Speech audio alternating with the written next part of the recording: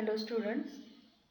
In the next lecture of basic of control system, we are going to see block diagram algebra and block diagram reduction techniques. In the previous lectures, we have seen the transfer function and Laplace transform. We have also seen the transfer function for RL circuits and RLC circuits. In this lecture, we are going to see what is block diagram algebra, its need and techniques for block diagram reduction. Need of block diagram algebra. Okay, so we have seen the transfer function. So it is used when the system is simple and has limited parameters. Then to analyze such type of system, transfer function is suitable. But if the system is complicated and have number of parameters, then it is very difficult to analyze this type of system. So to overcome this problem, block diagram reduction method is used. Block diagram reduction is a simple way to represent any practically complicated system. In this, each component of the system is represented by a separate block and it is known as functional block. These functional blocks are interconnected in a proper sequence.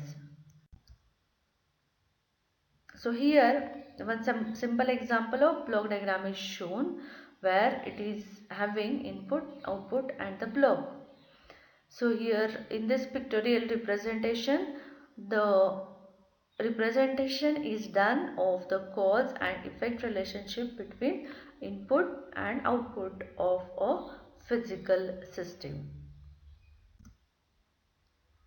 The value of output is the input multiplied by the value of the block gain. So as shown in the diagram, input is given as x of x, then output is y of s and the gain is 3s.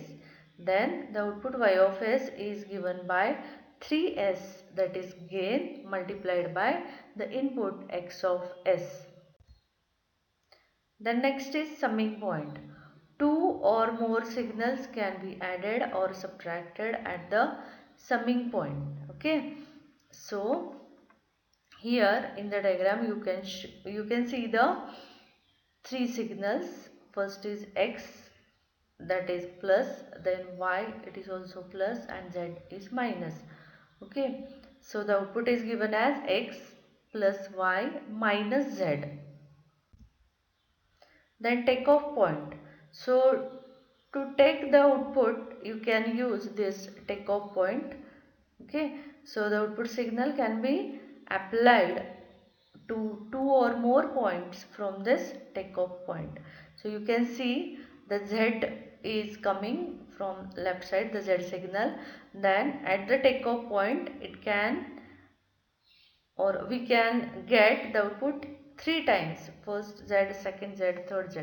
So you can get the output two or more points from the take off point. Next is forward path and feedback path. Here one closed loop system is shown where there are two gains g1 and g2 and the feedback gain is h1. Okay, so the forward path is the direction of flow of signal from input to output, and the feedback path is reverse path, the direction of flow of signal from output to input. Next, block diagram reduction techniques. So here are some rules for the block diagram reduction. The first rule is for blocks in cascade or blocks in series. Gains of blocks connected in cascade gets multiplied with each other.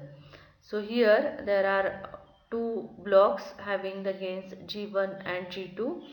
Okay, so the input signal is R of S. The output from the G1 block is R1 of S and that is given as input to the G2, and the total gain is, the output is C of S. So by multiplying the gains we will get G1 G2 as shown in the right hand side. So C of S is equal to G1 G2 into R of S. So here the gain of blocks connected in cascade get multiplied with each other. Here there is one example where there are three gains G1, G2 and G3.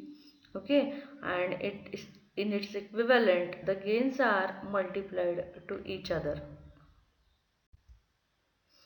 Here there is another point, another example where there are three gains again G1, G2 and G3, but we cannot do G1 into G2 into G3 because another output is taken out R1 of S after G2. So see at the right side, the proper way to represent or reduce this is to take the multiplication of G1 G2, okay, and then keep G3 as it is, because before this G3 R1 of S is taken. Next rule is for the blocks in parallel. Gains of blocks connected in parallel gets added algebraically. Here see there are three gains G1, G2 and G3. Then G1 is having plus sign, second is having minus, third is having plus. So algebraic addition means we have to consider the signs whether it is plus or minus. So in the output you can see G1 minus G2 plus G3. Okay, so the output C of S will be G1 minus G2 plus G3 into the input R of S. Third rule, eliminate the feedback loop. Here in the feedback loop the gain of feedback is H and the gain of the system is G. So to reduce this we have to consider G divided by 1 plus or minus GH. Okay, so it is came from the transfer function we have seen earlier. See it again. Here as shown in diagram we can get E of S, that is error signal, is equal to R of S minus B of S. So that was our equation number 1, as well as the output C of S is equal to G into E of S. See in the diagram, C of S is equal to G into E of S. Then E of S can be substituted to get G into R of S minus B of S. After multiplying G to the bracket, we will get G into R of S minus G into B of S. But if you see in the feedback path, B of S can be calculated as H into C of S. So substitute this value of B of S in the above equation, so that the equation of C of S will become C of S is equal to G into R of S minus G into H into C of S. Now take this G into C of S to the left side. So in this slide C of S is remaining. Consider that C of S plus, read this as C of S plus G into H into C of S is equal to G into R of S. In the next step take C of S common, so that in the bracket you will get 1 plus G into H is equal to G into R of S. So C of S divided by R of S, which is nothing but the transfer function, is equal to G divided by 1 plus GH. So this is for negative feedback, and positive feedback it becomes C of S divided by R of S is equal to G divided by 1 minus GH. So in the block we have shown it as 1 plus minus GH. So here how it is calculated for the positive feedback. C of S upon R of S is equal to G divided by 1 minus G of G into H. Okay. So students, you have to remember these both transfer functions for closed loop system. One is for positive feedback and second is for negative feedback. Then next rule. It is called as associative law for the summing points. The order of summing points can be changed if two or more summing points are in series. See, here two summing points are in series. Okay, input is R of S, and the feedbacks given to them are B1 and B2 respectively. So you can change, you can alter the summing points in the next in the next right side diagram. The summing points are altered. So first is having B2, then and second is having B1 feedback. So overall response of the system is same. For the left side it is C of S is equal to R of S minus B1 minus B2, and at the right side it is C of S is equal to R of S minus B2 minus B1. So both are the same. So it is associative law of summing points. Next, fifth is shift summing point before block. See carefully in the left side. R of S is the input, G is the block gain, then next is the summing point. Okay, so we can shift this summing point before the block. Now at the left side it is after the block. See at the right side, if we shift this summing point before the block, what becomes?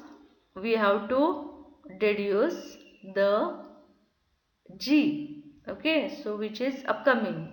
So to substitute this, we have taken 1 upon G gain before the X or along with the feedback X, so that it will get eliminated when it comes to G. Okay, so C at the left side, C of S is equal to R of S into G plus X. Okay, because of summing point it becomes plus X, and at the right side C of S is equal to G into R of S plus X upon G. Why it is X upon G? Because the gain of the block is 1 upon G into X, that is the feedback. So it is X upon G. So overall C of S is equal to G into R of S plus X, which is same as the left hand side. So this is how we can shift the summing point before the block. We can also shift the summing point after the block. See in this diagram the reverse case is shown. At the left side there is first summing point and then the gain block. Okay, so we can interchange this. So after interchanging it, we have to substitute the block G at the X. See carefully at the right side, we have substituted one more block of G at the right side. Okay, so let us calculate the output signal for both. For the left side, C of S is equal to G into R of S plus X. So by expanding it, we will get G into R of X plus G into X. And at the right side, it is C of S, that is output, is equal to G into R of S plus X into G. And by after expanding, or we have to keep it as C of S is equal to G into R of S plus X into G. So that is same as the left side. Next rule, rule 7. Shift a takeoff point before the block. Okay, so here at the left side in the original diagram, the takeoff point is after the diagram and we have to take it before the diagram. So when it is after the gain block, then the output is C of S is equal to G into R of S. Okay, and X, if we calculate X, that will be C of S, nothing but C of S, that is G into R of S. At the right side, when we have shifted that takeoff point before the block, the output becomes C of S is equal to G into R of S, and x is g into r of s. So both left side and right side are same. So in this way we can shift a takeoff point before the block. Next, shift a takeoff point after the block. See the next. In the left, that is original diagram, the takeoff point is before the block, before the gain block. Okay, and the output C of s is equal to G into R of s, and also x is equal to R of s. Okay, x is equal to R of s at the left side in the original diagram. So if we shift this takeoff point after the block, then we have to substitute 1 upon G. Okay, now the output becomes C of s is equal to G into R of s.